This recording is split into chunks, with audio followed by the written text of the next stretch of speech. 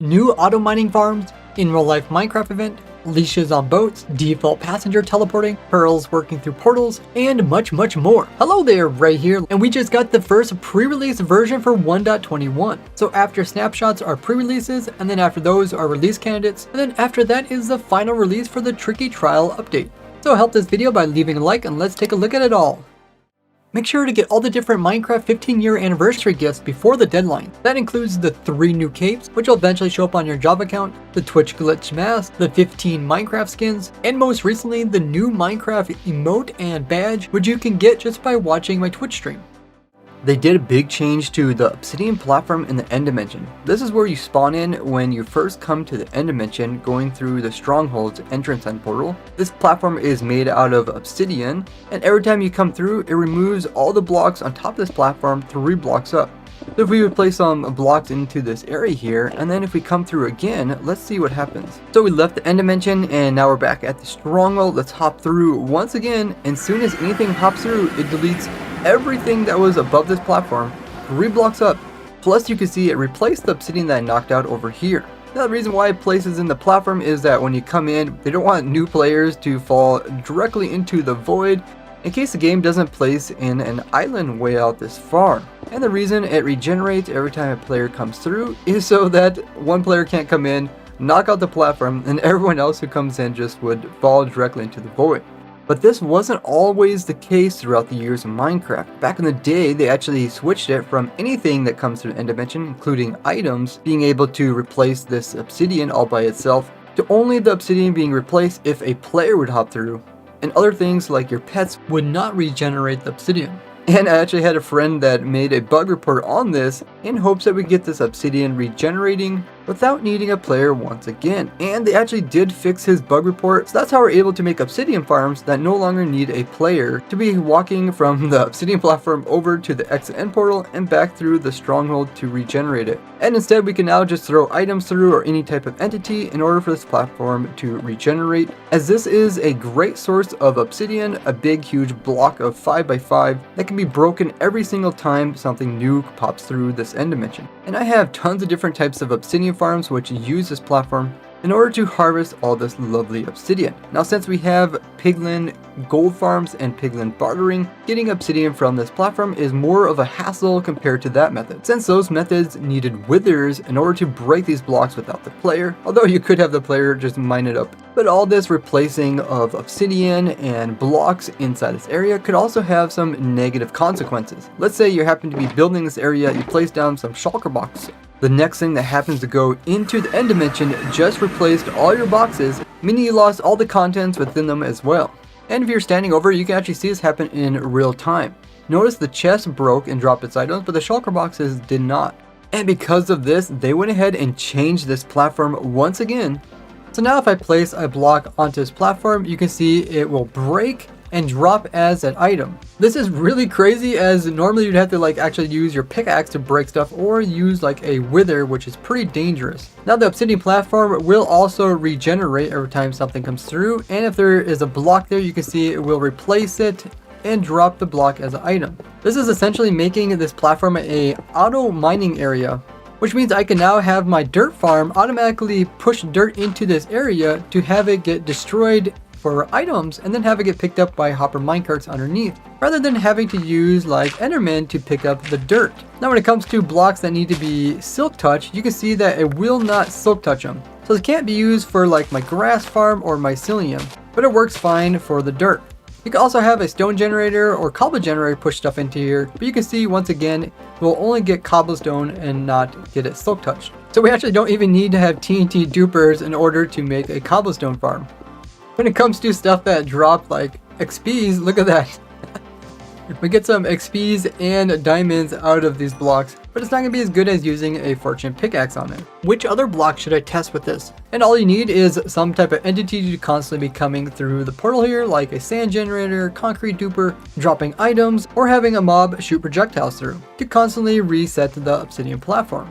And I can make a concrete converter here just by placing down some powder near this water here, and immediately will turn into the concrete and it will break it off without needing any TNT or mining at all.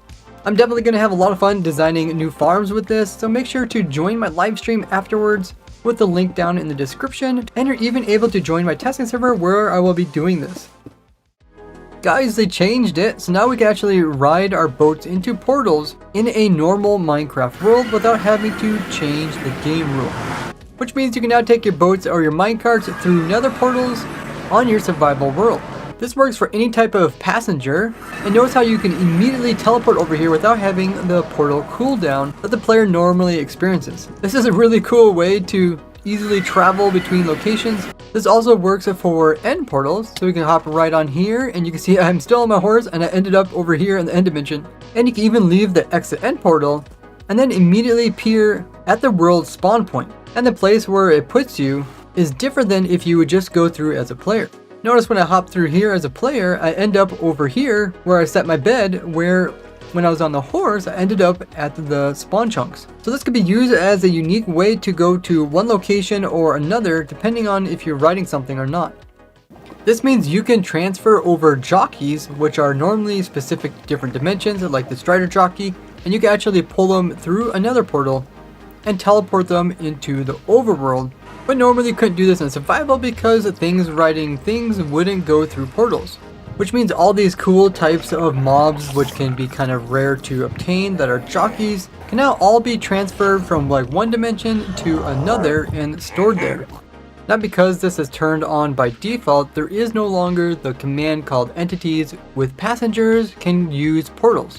This means we can make the player ride a minecart and actually come over here to my sand generator and send the minecart player into the end dimension to load the sands so they could actually reach the exit end portal. This is a common question on my beacon farm. People think that you're not able to actually run the farm with one player, but you could actually run the farm with one player just by having the player sent over here to the end dimension to load the sand so it can make it back to the rest of the machine. But more recently this became easier as part of the end dimension is loaded, although not enough to actually send the sand all the way back to over there, and this is why we'd have to send the player through. In the past we'd have to do this with a water stream because we couldn't use like minecarts, because minecarts couldn't come over here.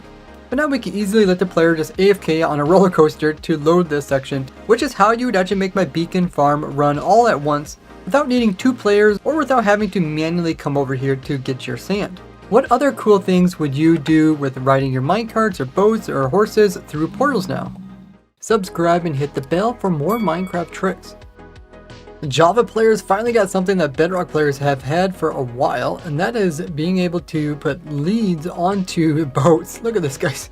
This is actually quite useful because you can put in different mobs that you want to take back to your base, and then what you can do is you can put a lead like on this boat, put a different lead on this boat, and then you can come in and ride your own boat. And then you can actually pull these boats through the water and carry a whole bunch of stuff back to your spawn, including chest boats, which can be storing a bunch of stuff. And in using an elytra, you can go ahead and actually fly upwards, and you can pull the boats along with you, though it's very difficult to get off the ground without pulling the leash so much that it actually breaks. But if you go side to side, you can actually slowly get up in the air without actually breaking the lead, and once you do get up in the air, you do have to be careful to not accelerate too fast or it will keep breaking. It seems like they can keep bouncing quite high. It could also be useful for pulling these mobs in a boat. If there's no room for you to actually pull yourself, go ahead and pull them through this nether portal here. It looks like it breaks the lead, but they do manage to come to the other side. We can add a new lead and continue pulling them. This is also nice for getting mobs up hills in a boat without actually having to use a fishing rod. What other things would you like me to test with this? But it's really cool to see Java Edition finally get parity with the Bedrock Edition, and hopefully we'll see more parities in the future without actually losing any cool Java features. Now, it's always been the case that throwing an Ender Pearl like through your nether portal wouldn't actually teleport you over into the nether dimension, or throwing one through a end portal, but that all changed today. So now pearls can actually get teleported through the dimension and send you over there. That is just crazy. Seems like some type of mod, but that's what you would expect to happen. And it's also like instant. I can definitely see speedrunners like using this, where they could just like throw a pearl through and just end up over here, or immediately throw like a into the end portal. Although it looks like the pearl went flying through here and I just barely hit the edge here. I almost fell into the void. Ooh, okay, that might be kind of scary. It definitely makes ender pearls more useful, especially in later game, as ender pearls kind of got replaced when elytras came out. So they're mostly just used for stasis chambers, where you can activate some redstone to send you back to where the pearl is located at.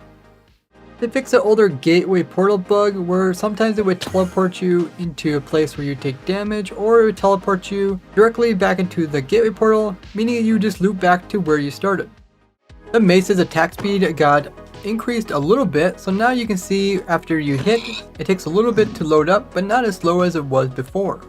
Now something they've been testing during the snapshots is using fire aspect swords to light stuff like candles. But this was having some problems, so they removed it for now, but they're going to bring it back in a later pre-release. The game's a bit smarter now, and it knows how to make double doors, even out of different types of doors. This means that when you place down the second one, it'll automatically be on the opposite side, so when you open both of them, it's a nice big opening. Wind charges got changed, so now they can hit mobs that are extremely close to you instead of accidentally going through them. And they will no longer be able to clip through the corners of really thin walls. They fixed a bug where sometimes you could still take fall damage when using wind charges. Now the mobs that spawn from these trial spawners have a chance to pick up your loot. But as soon as the player is given Trial Omen, these new mobs are immediately vanished in order to put in the new stronger ones. This means that any loot that they picked up would also get accidentally deleted. This was not intended. Now they changed it so the mobs will drop any of your items before being removed. Now after defeating an ominous trial spawner, you think the spawner is over and should return to a normal trial spawner. The only problem is when it actually would restart, it would accidentally put in the stronger ominous mobs instead of putting in the weaker ones which we'd expect. So now we'll properly put in the normal ones. The data pack got up to version 46, which tweaks some stuff like enchantments, loot tags, and structures. Now when the game placed in structures, some blocks within those structures that could be waterlogged would accidentally become waterlogged, such as the ladders inside of an igloo. And this affected the newer structures like the trial chambers, where you can see like this tree is waterlogged, as well as these copper grates. And this was all due to the big bodies of waters called aquifers, which were placed in prior to the structures being generated. Today this was changed, so we'll no longer see these weird water sources within structures. Medium and small magma cubes will now be able to damage iron golems when in the past they couldn't reach them because the reach was too short. Now there was a bug if you had 2 riptides, one in each hand, you could end up going further with the riptide enchantment than just having one.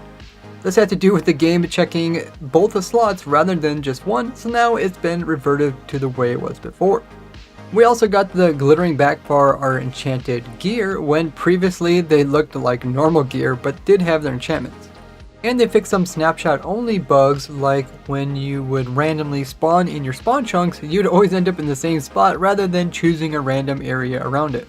Including quick charge working properly once again, and the nether portal chunk loading working once again, where last snapshot was accidentally broke, and you can see how I found this crazy trick way back in the early days of Minecraft and the most recent way to do this in this video here. And 10-year-old bugs related to command blocks and when placing them directly by a power source, like this command block right up to this redstone block, you expect this to get powered and whatever it's supposed to do, such as say hi, it should do, but you can see it doesn't actually do this, and only when you remove the power and replace it do we get the little hi message in the chat. So now it will automatically say hi without you having to replace the power. We'll no longer get these weird dark spots in the sky, and they fixed 2 crashes, one related to realms and one about zombie reinforcements. There was a lot of bug fixes this week, some to do with like capitalization and other small spelling corrections. There was also some visual bugs which got resolved, but the majority of bugs are just ones that came up during the development of the snapshots. So whenever they're changing something during a snapshot, they sometimes accidentally break something, and they try to fix those before they come out with the full release. Otherwise, those bugs just stick around and end up causing problems later on. And it seems like there's still a lot of bugs in the game, so I'm not sure why they're trying to come out with a full release of the game yet. Most likely they're trying to meet some kind of deadline with the start of summer, but it's most likely that they will come out with another full release soon after they come out with 1.20.0 in order to fix the bugs that they weren't able to do before the actual deadline. Because typically we see the updates in the month of June, usually late June, which isn't a lot of time to fix a lot of these noticeable bugs before then. Do you think they should get the update out sooner than later, or do you think they should fix more problematic bugs before the full release? In other Minecraft news, they're coming out with a in-real-life Minecraft experience. This is going to be in Dallas, Texas, United States, where you can participate in a rescue mission and interactive scavenger hunt through different Minecraft biomes and dimensions. You'll have to get ingredients, process ores, come across mobs, take down different enemies, and it said this is going to be for all ages. It seems a bit similar to like escape rooms in real life, as it seems that this event will be moving to major cities. This might be kind of the way that Minecraft is going forward instead of having like in-person Minecon events. They'll probably be doing more of these kind of smaller events that are unique to a specific topic within Minecraft, and then having them tour different major cities. What do you think about these type of in-real-life events? Now watch me design all these new farms over at my Twitch link down below, where you also get the new emote and badges. Otherwise, consider becoming a supporter of mine with the YouTube membership. It comes with other rewards, including getting your name here at the end. Thank you all for watching. I'll see you in the next one. Bye bye.